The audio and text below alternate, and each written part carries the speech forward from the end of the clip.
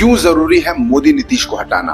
क्योंकि मोदी और नीतीश वोट चोरी की सरकार चलाते हैं और वोट चोरी की सरकार कभी भी जनता का काम नहीं करेगी। वोट चोरी की सरकार आपको रोजगार नहीं देगी। वोट चोरी की सरकार आपको अच्छी शिक्षा नहीं देगी। वोट चोरी की सरकार कभी बिहार से पलायन नहीं रुकेगी। वोट चोरी की सरकार कभी बिहार में फैक्ट्रियां नहीं लगाएगी। वोट चोरी की सरकार बिहार का विकास नहीं करेगी। वो सिर्फ और सिर्फ अडानी जैसे अमीरों की सेवा करेगी। आपकी जमीन जायदाद और अधिकार छीनकर अडानियों को देगी। ऐसा क्यों होगा? क्योंकि उन्होंने वोट चोरी से सरकार बनाई है। उन्हें आपके वोट की जरूरत ही नहीं है। अगर आपके वोट से सरकार बनाते तो फिर आपका काम करते। अडानी को 1 रुपए प्रति एकड़ जमीन देने की जगह आपको जमीन देते। अडानी को लाखों करोड़ का खर्चा देने की जगह आपको रोजगार और व्यवसाय के लिए कर्ज देते।